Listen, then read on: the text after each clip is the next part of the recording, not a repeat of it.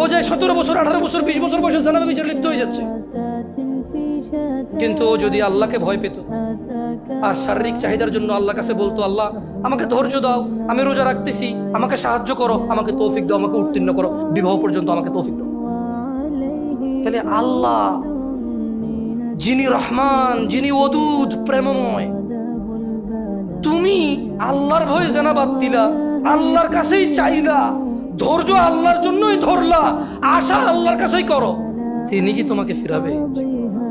তিনি হচ্ছেন উনি যিনি 99 জনকে হত্যা করার পর শুধু উনার কাছে শাস্তির ভয়ে আছে কিনা আমার মুক্তির উপায়, আমার কি ক্ষমা হবে, ক্ষমা কার থেকে?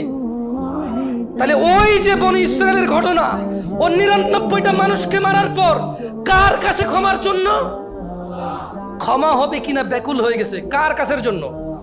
আল্লাহ থেকে। ওকে যাদেরকে মেরে ফেলছে তাদের কাছের জন্য।